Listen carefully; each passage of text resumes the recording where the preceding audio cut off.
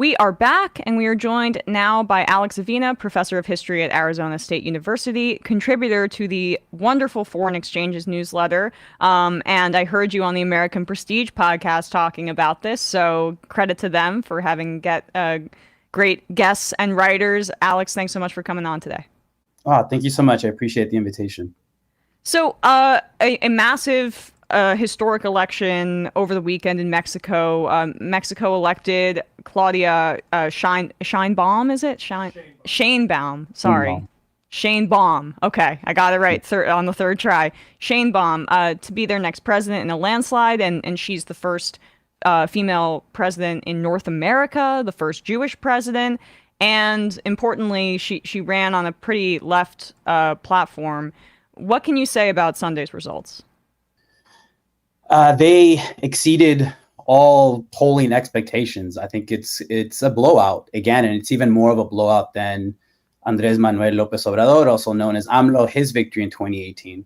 So President-elect Claudia Sheinbaum won. I think right now the official results should come out this week, if not today. She won 60% of the vote. Her nearest competitor, Xochitl Gálvez, won like 28%.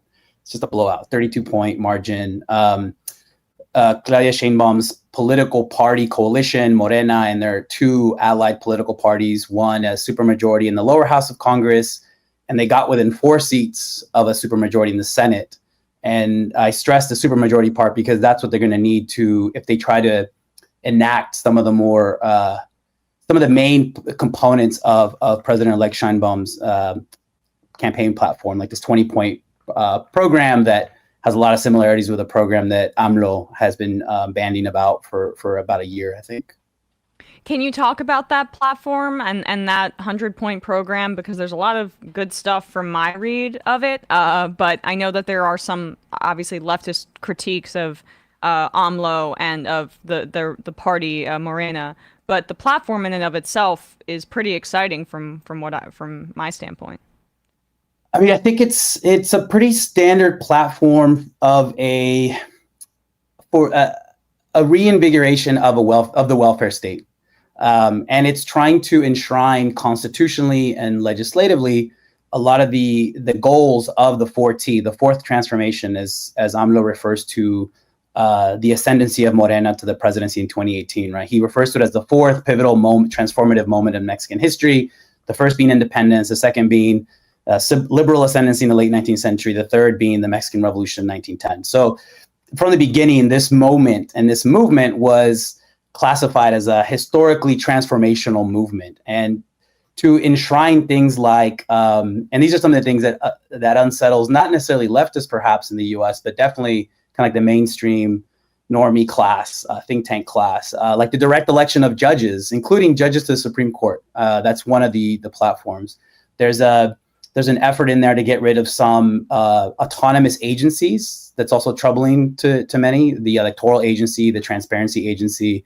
But there's also things like trying to enshrine some of those social welfare programs that AMLO has instituted during his time in presidency, going back to 2018. So some of the labor legislation that was passed. I mean, if we think about why this was such an overwhelming blowout win for Sheinbaum and AMLO and Morena, a lot of it has to do with just they made a direct impact in the everyday lives of the vast majority of working class Mexicans with things like a massive increase in the minimum wage. They got rid of subcontracting, so workers could finally be formalized and enter and obtain Social Security benefits.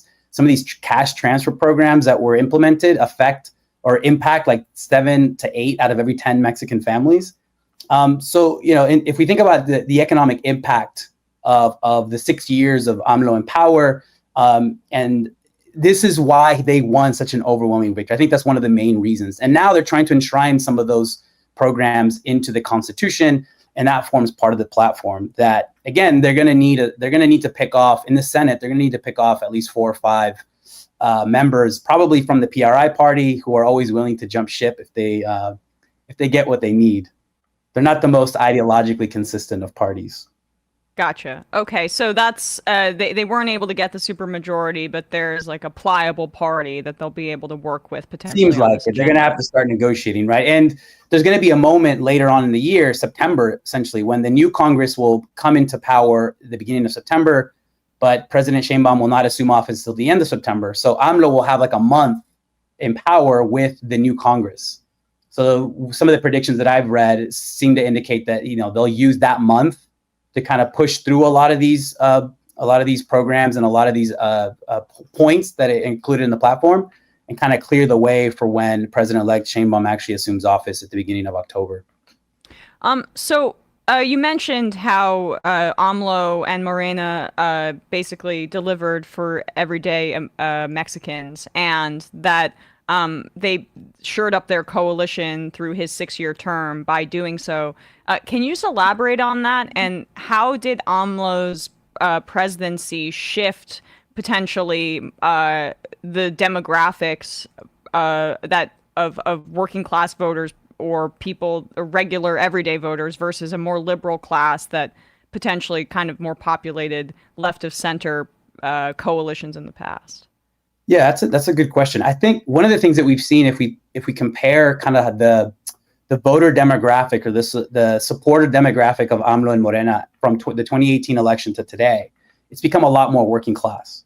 And I'm going off the work of sociologist Edwin Ackerman, who's at Syracuse, who made this point in a New Left sidecap, I can't remember what it's called, post last year, where there's been a shift of a class shift of the Mexicans that are fully behind this 4T, this Morena project that began in power in 2018 with AMLO. So from the demographics of it, it looks like it's become a lot more working class.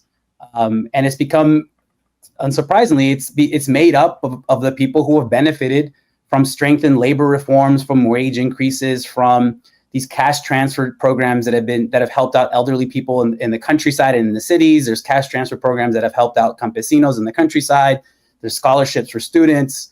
There's questions over whether this model of like cash transfer is neoliberal or not. I mean, that's a debate within the Mexican left. But what's unquestionable is that it's improved the everyday lives of Mexicans, the vast majority of Mexicans. So what we've seen, I think, and it's also helped by what AMLO has become famous for, right? His polarizing speech that tends to divide the people who support him into the good people, el pueblo bueno, as he calls them, and the fifis, the rich, the wealthy. So through his discourse, right, every morning he gives like a 2 to 3 hour show. It's like supposed to be a press conference, but it's really a show. It's like I think it's the second most popular Spanish language show on YouTube, something like that.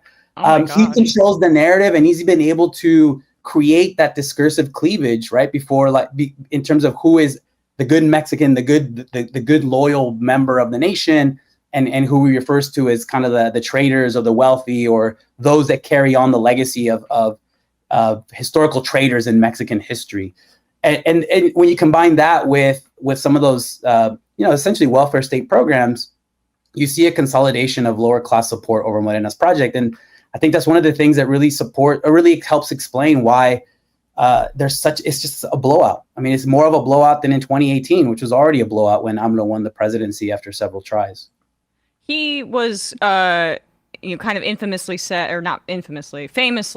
that he is ended neoliberalism in Mexico, right? That was some of the speech that you're talking about there. Did he do that? Aspirational. It's aspirational, right? Not actual existing. Yeah. It does seem like obviously he, reinvigorated and bolstered a lot of these social programs, and the proof is in the pudding in terms of wage increases. But like, what are some of those leftist critiques that you have been alluding to about, say, some of the cash transfers, or even the continuation of a very militarized police approach to to drug policy, for example? Yeah, I think a main point of debate is whether AMLO's 4T Morena program just represents kind of like a Mexican version of capitalism with a human face, right? Like, and I think there's some truth to that. I mean, this is a welfare reformist program that, again, nonetheless, has a big impact in the everyday lives of most Mexicans. I think from the left critique is that there hasn't been more of a frontal assault on neoliberalism, even though I think there has been some substantial challenges to it, but not as direct or as frontal as some would like. And I know a lot of, there's a lot of ways to explain that, whether it's historically or sociologically, right? It doesn't help that that Mexico shares 2,000 miles of border with the global empire. They got to tread, carefully, much to my own chagrin, right? Like I focus a lot on issues of the border militarization and migration. And, one of the things that I've been disappointed with, and I hope that President-elect Sheinbaum can modify this, is how Mexico has essentially served as kind of like the colonial gendarme of U.S. migratory policies, right? That's one of the reasons why we've seen a drop off at migrant, quote unquote, encounters at the U.S.-Mexico border throughout much of this year, is because Mexico has policed them and attacked them and prevented them from getting to the U.S.-Mexico border. There's other critiques, right? The use of these mega projects that are supposed to be helping push for national development in southern Mexico, especially the most impoverished part of the country. So the infamous Maya train that's been built through the Yucatan Peninsula, there's been a lot of problems with it. The fact that the Mexican military is involved with constructing it, and the fact that the Mexican military is involved allowed AMLO to say, look, this is a national security priority, therefore I'm not going to provide any sort of transparency in terms of who's involved in the construction, who's making money off of this, ecological and environmental impact, et cetera. And now we have reports that there's been pretty serious ecological and environmental negative impact on the Yucatan Peninsula. The Yucatan Peninsula is famous for having a series of underground caverns and rivers and water holes that are amazing, and they're being greatly impacted by this train. And it seems like there's only going to be an expansion of these development mega projects.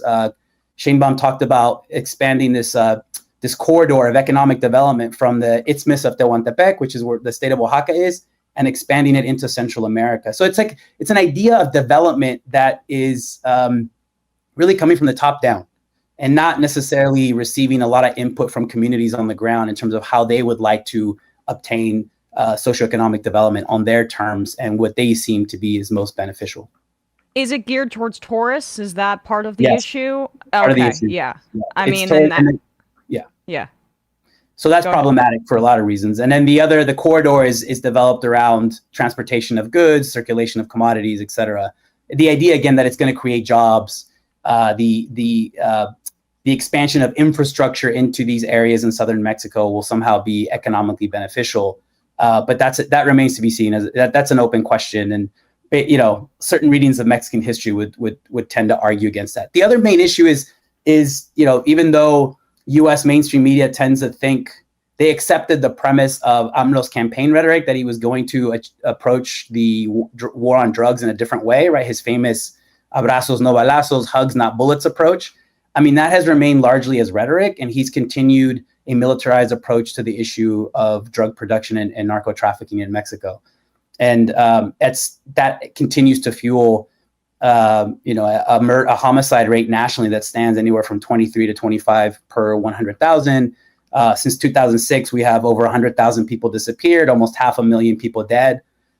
So that's another critique, and that's my research. That's another point of critique that I would level and hope that the incoming president would shift. Right, I think there are certain parts of the country where the violence is intensive and more bloody and out of control, right? It's not a national phenomenon. So if you hear people saying Mexico is a failed state or Mexico is a narco state, that's completely insane. But there is violence that is localized in certain hotspots in certain areas. But sending the military into those areas in a shoot 'em up type of mode only intensifies and has exacerbated the violence. And we've seen that even before AMLO's presidency began in 2018. So I'm hoping that President Sheinbaum will rethink that and start to adopt a different policy to the issue of drugs.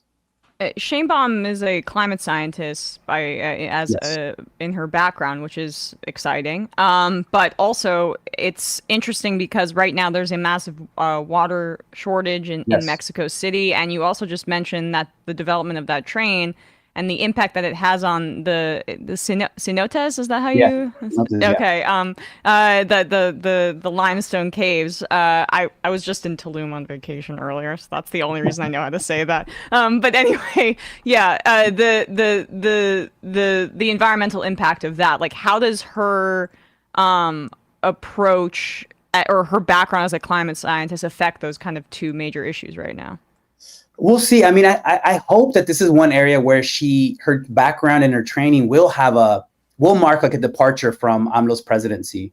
AMLO is old school when it comes to oil, right? Like when it comes to older forms of energy and energy production that are having a disastrous impact on the environment and climate change. You know, Mexico right now has been in the middle of a 2-week long horrific heat dome. Like there's been reports of like howler monkeys dropping dead right in southern Mexico because of the heat. Mexico City is scheduled to run out of water by some estimates by the end of June. And there's been a horrific drought that's been years-long horrific drought. So I think that's one immediate issue that she is well-trained and well-equipped to deal with, right? As a climate scientist, as someone who was part of a Nobel Prize-winning team because of the reporting on climate change. So for her, she's going to have to balance what the 4T and Morena referred to as energy sovereignty with these very immediate pressing issues in relation to the environment and climate change, right? So how one of AMLO's big mega projects was to build a oil refinery in his home state of Tabasco that by some accounts has not even produced 1 barrel of oil yet, refined oil yet. So, will she, I hope that she will move away from that type of older energy production models and to start looking at more, I guess, eco-friendly or green models, but she will do it within the framework that emphasizes national sovereignty or state sovereignty over the production of green energy. And that's going to be a big challenge, right? Capital today does not look kindly on the nationalization of key, minerals and sources. And AMLO did nationalize Mexico's lithium. But I think the challenge is going to be how to maintain what they refer to as energy sovereignty, but to do it within a way that looks to green technologies that is controlled by the state on the terms of the state to benefit the Mexican people and not to benefit transnational corporations. Right. And so the relationship with the United States, what did you make of Biden's announcement about his, clearly in my view, illegal executive order of shutting down amnesty, and basically if crossings exceed 2,500 in a day, then he can shut down all, or not amnesty, I should say, asylum seekers from coming into the country, which is illegal under domestic and international law. But putting that aside for just a second, the timing of it seemed particularly interesting to me because Sheinbaum had just gotten elected, and obviously there's a relationship between Mexico and the United States that can be antagonistic, but for the most part, it seems like Mexican politicians have felt that they need to maintain that relationship for economic reasons and for just like empire reasons. What is her rhetoric on that front? Because I should also say she's a Jewish woman, and she's been photographed in the kafia and has been critical of Israel. So there's some tensions there, I would imagine. Yeah, and she mentioned this in her inauguration speech that she pledged to maintain friendly relations with the United States. And obviously, that's not a choice, right? Like that's not a choice when you share a border with the United States. Right. And there's that infamous quote that my fellow historians of Mexico are going to get mad at me with because it's so cliche at this point, but it's so, poor Mexico, so far from God, so close to the United States. Like that was attributed to Porfirio Diaz in the early 20th century. But that's the dynamic that kind of shapes U.S.-Mexico relations. It's an asymmetrical relationship of power. And AMLO demonstrated an ability to negotiate really pragmatically with both Trump and Biden, right? So he essentially traded certain forms of Mexican sovereignty in exchange for doing their dirty work when it comes to controlling migratory flows. And, Biden's order is obviously illegal. I mean, I think, and I saw that the ACLU is going to challenge it right away. You're exactly right that it violates both U.S. law and international law when it comes to asylum and refugee seekers. But, how do you maintain friendly relations in this context. What I see as the three main pressing issues for Mexico are can only be resolved in transnational ways with the collaboration of the United States. And that's security and the issue of drugs and violence, the environmental issues, and migratory flows. I mean, Mexico can do a lot on their own to address those issues, but they fundamentally, to be resolved, they have to involve the participation of the United States in a meaningful, respectful way that addresses the root structural causes of all three of these issues, right? So AMLO had a phone call with Biden right after Biden announced his so-called closing of the border. And according to what I've read and maybe the Mexican readout of the talk, AMLO did mention, sanctions against Cuba and Venezuela as root causes of some of the migratory flows and the need to get rid of those. And I think that's backed up by a lot of the research that folks have been doing and studying, the majority of people that have been coming through Mexico into the United States to seek asylum many have come from those two countries. So I don't know, Sheinbaum faces a really difficult challenge to maintain friendly relations with the U.S. at the same time, while trying to remain faithful and committed to some of the progressive or even leftist issues that they say are important to their political project. And for me, the two that are, again, going to really challenge those national commitments are the issues of security and drug trafficking and this issue of migration. Lastly, going forward, I guess from the perspective of just like looking at this historically, the fact that she exceeded AMLO's basically massive win in terms of turnout and percentage, and people should know that in Mexico they have 1 6-year term and that's it. Yes. What are the overarching takeaways for what this represents in Mexican politics, given the fact that she was able to build off of his success electorally?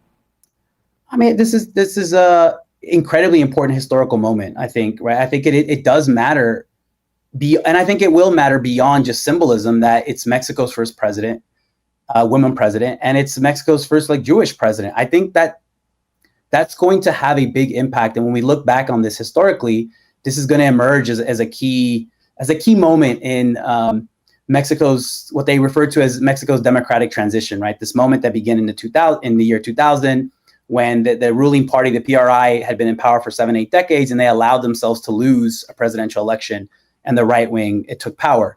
So now we're in year 24 of that what I would refer to more as a limited democratic transition. And this is going to represent potentially a watershed moment.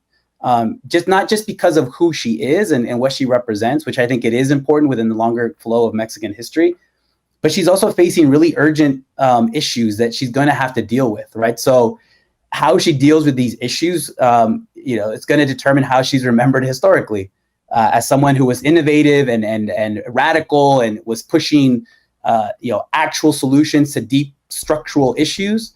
Or is she just going to continue longstanding patterns of Mexican presidents who seem to be progressive rhetorically, but secretly and internally they're doing the bidding of the United States? Let's not forget that during the Cold War, 4 Mexican presidents were on the payroll of the CIA. There's actual evidence that demonstrates, right? So, and AMLO, talked a big game during his 2018 presidential campaign. He wrote a book going after Trump. And then once he assumed the presidency, he actually had a pretty chummy relationship with Trump, right? So, and again, there's all sorts of structural reasons why Mexican presidents have to play nice to get along with the United States. But, will she offer a different way forward? Will she offer different solutions to really pressing issues that are afflicting the country, not just the country, but also afflicting the world? And the final thing I'll say, it's Mexican opposition political figures and media figures in the last week have been losing their minds and really demonstrating publicly horrific, they've basically demonstrated why they've lost 2 elections in overwhelming blowouts. So from the perspective of the political opposition, media opposition figures in Mexico, they need to do some really deep self-reflection to understand why they've gotten their butts kicked 2 elections in a row. And what I've seen so far in the last few days, they're failing miserably. And a lot of this debate kind of almost mirrors like the fascism debate in the U.S., except in Mexico, taking the form of the end of democracy debate. So I think that's also something to watch out for, to see like how will, they're saying, the opposition is saying there's too much democracy in Mexico. Well, why is there quote unquote too much democracy in Mexico? And what can the political opposition do to have any sort of political impact? Because right now they are down, and they are down big time. Well, so appreciate your time. Alex Avina, you can read his contributions over at Foreign Exchanges, which is a Substack that I subscribe to, and I encourage other people to do so as well. And Professor of History at Arizona State University. Thanks so much for your time today. Really appreciate it. Thank you so much, Emma. This was fun. Thank you. Yeah, it was great. Hey, folks, don't forget to hit the subscribe button and check out our daily show. We do it every day at 12 p.m. Eastern for about 2.5 hours. We even take phone calls. You should check that out.